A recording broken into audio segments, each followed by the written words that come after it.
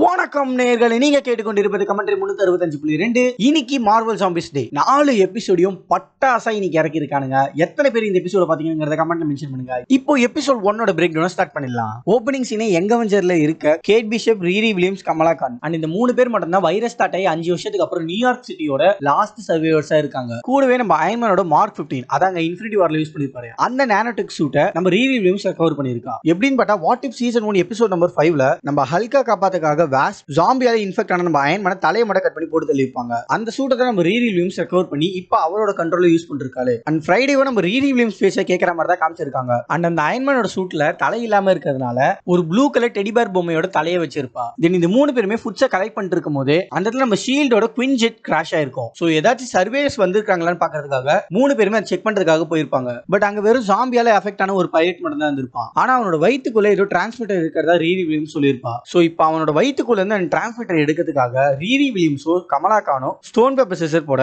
அதுல நம்ம கமலா கான் தோத்துறா. சோ அதனால கமலா கான் அந்த பைலட்டோட வயித்தை கிழிச்சு டிரான்ஸ்மிட்டரை எடுத்திருப்பா. கரெக்டா அதே டைமிங்ல தான் வெளியில அந்த ஜெட்டை கவர் பண்ணிட்டு இருந்த மார்க் 15 சூட்டை ஜாம்பியால இன்ஃபெக்ட் ஆன நம்ம ஹாக்காய் பவர் டவுன் பண்ணிடுறாரு. அண்ட் கேட் பிஷப் தான் நம்ம ஹாக்காயை கொஞ்ச நேரத்துக்கு அந்த இடத்துல சமாளிச்சுட்டு இருப்பாரு. அண்ட் இந்த இடத்துல கேட் பிஷப் எந்த அளவுக்கு நம்ம ஹாக்காய் கிட்ட இருந்து லேர்ன் பண்ணிக்கிறானுங்கிறத ஜஸ்ட் 3 ஆரோல காமிச்சிருப்பாங்க. ஃபர்ஸ்ட் ஆரோவை விட்டுருப்பா நம்ம ஹாக்காய் ரைட்ல டாட்ச் பண்ணி தப்பிச்சிருப்பாரு. அதனால கேட் பிஷப் ஃபர்ஸ்ட் ஆரோவை ரைட்ல விட்டு செகண்ட் ஆரோவை லெஃப்ட்ல விட்டுருப்பா. அதுல ஃபர்ஸ்ட்ல வந்த ஆரோவை நம்ம ஹாக்காய் டாட்ச் பண்ணியிருந்தாலும் செகண்ட் ஆரோ கரெக்டா நம்ம ஹாக்காய் ஹிட் பண்ணிடுது. சோ அந்த டைமிங் யூஸ் பண்ணி கமலா கான் அவளோட பிரேஸ்லெட் பவரை யூஸ் பண்ணி மார்க் 15 சூட்டை தூக்கிட்டு ஓடிடுறா. ஓடினா மட்டும் விட்டுருவானு நம்ம ஹாக்காய் என்னதான் ஜாம்பியால இன்ஃபெக்ட் ஆயிருந்தாலும் ஒரு பக்காவான ஆரோவை விட அது கரெக்டா நம்ம கமலா கான தான் ஹிட் பண்ண வந்திருக்கும். பட் எப்படியோ அவ அந்த பிரேஸ்லெட் பவரை யூஸ் பண்ணி அதை டாட்ச் பண்ணிடுறா. தென் அந்த ஆரோவை கேட் பிஷப் நமக்கு எந்த இடத்துலயாச்சும் இந்த ஆரோ நமக்கு யூஸ் ஆகும்னு எடுத்து வச்சுக்கிறா. வெல் எபிசோட் பார்த்தவங்களுக்கு தெரிஞ்சுக்கோ அது எந்த அளவு யூஸ் ஆச்சுன்னு. தென் 3 பேருமே ஹாக்காய் கிட்ட இருந்து எப்படியோ அந்த இடத்துல தப்பிச்சிடுறாங்க. கட் பண்ண ரீரி வில்லியம்ஸ் அன்னைக்கு நைட்டே அந்த டிரான்ஸ்மிட்டரை பத்தி அனலைஸ் பண்ணிருக்கா. அப்பதான் நமக்கு இந்த டிரான்ஸ்மிட்டர் எதுக்குங்கிற இன்ஃபர்மேஷனே தெரிய வருது.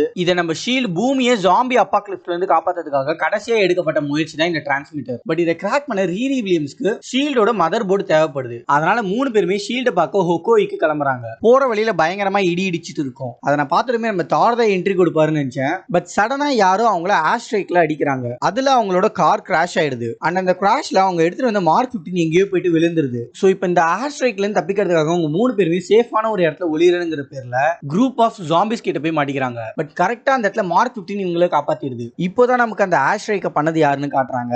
ஜாம்பியால இன்ஃபெக்ட் ஆன இக்காரிஸும் கேப்டன் மார்வலும் சண்டை போட்டுட்டு இருந்திருப்பாங்க. அந்த சண்டைக்கு நடுவுல தான் இவங்க மாட்டிக்கிட்டாங்க போல. தென் எப்படியோ அந்த சண்டையில இந்த 3 பேருமே எஸ்கேப் ஆகி வந்திருப்பாங்க. பட் சடனா கேப்டன் மார்வல் இவங்க 3 பேரை டார்கெட் பண்ண கேட் பிஷப் ஹாக்காய் கிட்ட இருந்து எடுத்து அந்த ஆரோவை யூஸ் பண்ணி கேப்டன் மார்வல ஸ்ட்ரைக் பண்ணிருப்பா. பட் கேப்டன் மார்வலுக்கு ஒண்ணுமே இருக்காது. பிகாஸ் அந்த ஆரோ பார்ட்டிக்கு யூஸ் பண்ற ஆரோ போல பதிலுக்கு கேப்டன் மார்வல் ஒரு ஸ்ட்ரைக் கொடுக்க அந்த இடத்துல கேட் பிஷப் டஸ்ட் பார்ட்டிகளா இருப்பா. கேட் பிஷப் செத்ததை பார்த்து நம்ம கமலா கான் கேப்டன் மார்வலே அடிக்க போயிருப்பா. அந்த டைம்ல ரீரி வில்லியம்ஸ் ஒரு ஜாம்பி கடிச்சிரும். சோ இப்போ இந்த டிரான்ஸ்மிட்டரை ஷீல்டோட பேஸுக்கு கொண்டு போறதுக்கு கமலா கானால தான் முடியும். அதனால ரீரி வில்லியம்ஸ் ஃப்ரைடே கிட்ட கமலா கான ஒரு சேஃபான இடத்துல போய் விடுன்னு கமெண்ட் கொடுக்க ஃப்ரைடேவும் கமலா கான ஒரு சேஃபான இடத்துல விட்டுட்டு ரீரி வில்லியம்ஸை காப்பாத்துறதுக்கு போயிருக்கும். பட் அதுக்கப்புறம் மார்க் 15 சூட்டுக்கு என்ன ஆச்சுன்னு காட்டவே இல்ல. Then Captain Marvel still Kamala கானையே டார்கெட் பண்ண அந்த இடத்துல கமலா கான் அவளால முடிஞ்ச வரைக்கும் கேப்டன் மார்வல சமாளிச்சிருப்பா. அண்ட் மறுபடியும் இக்காரிஸ் கேப்டன் மார்வலோட சண்டை போட வந்திருப்பா. அப்போ அந்த சண்டையில நடந்த எக்ஸ்ப்ளோஷன்ல கமலா கான் அந்த இடத்துல கான்சியஸ் இழந்து விழுந்துருவா. அப்பதான் நம்ம தலைவன் பிளேட் என்ட்ரி கொடுத்து அவளை காப்பாத்தி இருப்பாரு. தென் இந்த இடத்துல கமலா கானோட நைட் மேர காட்டுறாங்க. அதுல கேட் பிஷப்பும் ரீரி வில்லியம்ஸும் வந்திருப்பாங்க.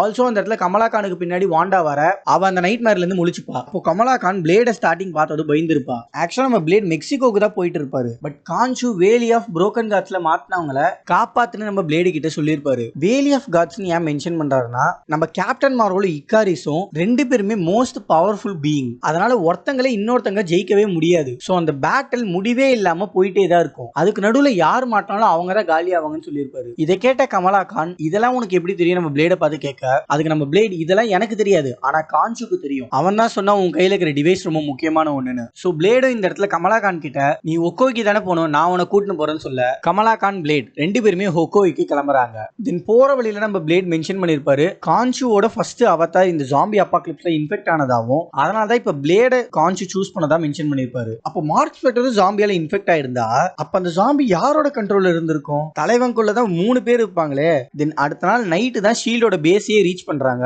அங்க ஷீல்டோட பேஸை ஜாம்பிஸ் எல்லாமே கவர் பண்ணிட்டு இருக்கும். எதுவுமே இவங்களை கடிச்சிருக்காது. அது எப்படின்னு பார்த்தா நம்ம எலினாவோட அம்மா மெலினா நியூரோலாஜிக்கல் ஏஜென்ட் டெவலப்மெண்ட்டை யூஸ் பண்ணி ஹியூமன்ஸை கூட கண்ட்ரோல் பண்ண முடியுமா? லைக் பிளாக் விடோ படத்துல பன்னிங்களை கண்ட்ரோல் பண்ற மாதிரி காமிச்சிருப்பாங்கல, அதை யூஸ் பண்ணி தான் ஜாம்பிஸை கண்ட்ரோல் பண்ற மாதிரி மென்ஷன் பண்ணிருப்பாங்க. சரி அதெல்லாம் இருக்கட்டும், நீங்க எதுக்கு வந்தீங்கன்னு கேட்க அப்போதான் கமலா கான் அவ வச்சு இந்த டிரான்ஸ்மிட்டரை காமிச்சு ஷீல்டோட மதர் போர்டு இதுக்கு தேவைன்னு சொல்லியிருப்பா. சோ அதனால டிரான்ஸ்மிட்டரை மதர் போர்டை வச்சு செக் பண்ணி பார்த்ததுக்கு அப்புறம் தான் தெரிய வருது வக்காண்டால நடந்த இன்வென்ஷன் அவங்க நினைச்ச மாதிரி நடக்கல போல. அதனால தான் இந்த டிரான்ஸ்மிட்டரை ஸ்ட்ரிங் பண்ணி இங்க அனுப்பி வச்சிருக்காங்க. அண்ட் ஆல்சோ இந்த டிரான்ஸ்மிட்டர் நோவா கிராப்ஸை கான்டாக்ட் பண்ணும் போல அவங்களை கான்டாக்ட் பண்ணி பூமியில இருக்கிற ஜாம்பிஸை போட்டு தடுறது தான் பிளானே. பட் பிரச்சனை இந்த டிரான்ஸ்மிட்டரை நம்ம ஸ்பேஸ்க்கு எடுத்துட்டு போயிட்டா கான்டாக்ட் பண்ணவே முடியும்னு சொல்லிட்டு இருக்கும்போது நம்ம பிளேட் எதையும் சென்ஸ் பண்ணிடுறாரு. என்னன்னு பார்த்தா ஜாம்பி ஹாரர் நம்மள கண்டுபிடிச்சிட்டாங்கன்னு சொல்றாரு. அது யாருன்னு பார்த்தா வாண்டா கண்ட்ரோல்ல வச்சிருக்க ஜாம்பி ஆர்மி. இதுல அந்த ஆர்மியை லீட் பண்றதுக்கு ஹொக்கோய் தான் வந்திருப்பாங்க. அண்ட் அந்த ஆர்மில அபாமினேஷன், கோஸ்ட், கேப்டன் அமெரிக்கா அவரோட ஐகானிக் டயலாக் ஏத்த மாதிரி பாதி உடம்பா வந்திருப்பாரு. இந்த இடத்துல ஒரு பயங்கரமான வாரே நடக்குது. அந்த இடத்துல வாண்டாவோட ஆர்மி ஷீல்டோட பேஸ்க்குள்ள கொஞ்சம் கூட நுழைஞ்சிருக்கவே முடியாது. பிகாஸ் மெலினாவால கண்ட்ரோல் பண்ண ஜாம்பிஸ் எல்லாமே அந்த ஷீல்டு பேஸை காட் பண்ற மாதிரி செட் பண்ணிருப்பா. ஆல்சோ பிளாக் விடோஸ் அந்த சப்போர்ட்டுக்கு இருந்திருப்பாங்க. அதனால ஒக்கோய் அபாமினேஷன் யூஸ் பண்ணி கேப்டன் அமெரிக்காவை ஷீல்டோட பேஸ்க்கு டைரக்டா தூக்கி போட வச்சிருப்பா. அந்த சப்போர்ட்டிங்க்கு இருக்கிற பிளாக் விடோஸை போட்டு தள்ளுறதுக்கு அபாமினேஷன் அண்ட் கோஸ்டையும் சார்ஜ் பண்ணிருப்பா. Then Captain America went use பண்ணி ஹெட் குவார்டர்ஸ்க்குள்ள வந்துடுறாரு. தென் நம்ம ரெட் கார்டியனுக்கும் கேப்டன் அமெரிக்காவுக்கும் தான் பயங்கரமான ஃபைட் நடக்குது. அதுல நம்ம கேப்டன் அமெரிக்கா ரெட் கார்டியனோட காலை கடிச்சிருப்பாரு. பட் ரெட் கார்டியன் ஜாம்பியால இன்ஃபெக்ட் ஆயிருக்க மாட்டாரு. பட் எப்படியோ ரெட் கார்டியன் கேப்டன் அமெரிக்காவை போட்டு தள்ளிடுறாரு. தென் உள்ள வந்த கோஸ்ட் அங்க இருந்த எல்லா பிளாக் விடோவையும் தனியா நின்னு போட்டு தள்ளிருப்பா. தென் இதுக்கு மேல இங்க இருந்தா ஜாம்பி ஹாரர் நம்மள கண்டிப்பா போட்டு தள்ளுறோம்னு எல்லாருமே தப்பிக்க பார்க்க மெலினா மட்டும் எல்லாரையும் அனுப்பி வச்சுட்டு அவகிட்ட இருந்த நியூரலஜிக்கல் டெவலப்மெண்ட்டை யூஸ் பண்ணி அங்க இருக்கிற ஆர்மிஸை கண்ட்ரோல் பண்ண பார்ப்பா. அவன் நினைச்ச மாதிரி அந்த இடத்துல பாதி பேரை கண்ட்ரோல் பண்ணி இருப்பா. பட் அதை பார்த்து நம்ம ஒக்கோய் உன்னோட நியூரலஜிக்கல் டெவலப்மெண்ட்டோட என்னோட குயின் பயங்கர பவர்ஃபுல் பாக்குறியான்ட்டு மெலினா கண்ட்ரோல் எடுத்த ஜாம்பிஸா அகைன் வாண்டா கண்ட்ரோல் எடுத்திருப்பா. Because Wanda overpowered. அந்த சீன் எக்ஸாக்டா ஜெயிலர் படத்துல வர மாதிரியே தான் இருக்குமே. தென் அந்த ஒக்கோய் ஒரே ஒரு ஸ்பியர் தான் மெலினா காலி. தென் தப்பிச்சு போனவங்களை பிடிக்கிறதுக்காக அங்க கோஸ்ட் வந்திருப்பா. அவளை சமாளிக்கிறதுக்கு நம்ம பிளேட் நான் போற வாத்தியாருன்னு இறங்கி இருப்பாரு. சும்மா பட்டாசா இருக்கும் அந்த ஃபைட்டு. கரெக்டா நம்ம பிளேட் ஸ்வாட எடுக்கும் போது அந்த கேப்பும் உள்ள போயிடும். ஃபைட் அப்போ நம்ம பிளேட் கேப் யூஸ் பண்ண மாட்டாரு போல. தென் கோஸ்ட் பிளேட் பார்க்காத இடமா பார்த்து அடிக்கலான்னு எவ்வளவோ முயற்சி பண்ணிருப்பா. பட் நம்ம பிளேட் அது எல்லாத்தையும் அசால்ட்டா டாச் பண்ணி ஃப்ரண்ட்ல குத்த வர மாதிரி வந்துட்டு அப்படியே பேக்ல குத்திருப்பாரு. அதெல்லாம் பீக்குங்க. டே மார்வலே இந்த மாதிரியான ஒரு பிளேடையாட உன்னால லைவ் ஆக்ஷன்ல கொண்டு வர முடியல. தென் அப்படியே கோஸ்ட்டுக்கு ஒரு ஃபேட்டாலிட்டியை போட்டுட்டு ஆளுக்கு ஒரு பைக் எடுத்துக்கிட்டு கிளம்பி இருப்பாங்க. அப்போ அபாமினேஷன் இவங்களை பிடிக்கலான்னு வர எலினா அந்த இடத்தையே பிளாஸ்ட் பண்ணி அங்க இருந்து தப்பிச்சிடுறாங்க. தென் இப்ப அந்த டிரான்ஸ்மிட்டரை ஸ்பேஸ்க்கு அனுப்ப நமக்கு ஒரு ஷிப் வேணும்னு கேட்க அதுக்கு நம்ம பிளேட் எனக்கு ஒரு இடம் தெரியும் அங்க போலாமான்னு சொல்ல அப்படியே இந்த எபிசோட முடிச்சிருப்பாங்க. ஒரு தரமான ஆக்ஷன் பேக்டான எபிசோட் இது. ஒவ்வொரு எபிசோட்லயும் ஃபைட் சீனை அவ்வளவு சூப்பரா பிரசன்ட் பண்ணிருக்காங்க. தென் ஸ்பேஸ் ஷிப்காக போக போற இடம் வேற எதுவும் இல்ல, நம்ம நியூ ஆஸ்கார்டு தான். அங்க போனதுக்கு அப்புறம் சம்பவம் என்ன மாதிரி இருக்க போடுதுங்கிறத அடுத்த எபிசோட்ல நம்ம பார்ப்போம். இந்த எபிசோட்ல நான் ஏதாவது மிஸ் பண்ணிருந்தேன்னா கண்டிப்பா கமெண்ட்ல மென்ஷன் பண்ணிட்டு போங்க. அப்படி என்னதான் நான் மிஸ் பண்ணிக்கிறேங்கிறத நானும் தெரிஞ்சுப்பேன், மத்தவங்களும் தெரிஞ்சுப்பாங்க. அது வரைக்கும் நீங்க கேட்டுக்கொண்டிருப்பது கமெண்ட்ரி 365.2. அப்புறம் பார்க்கலாம்.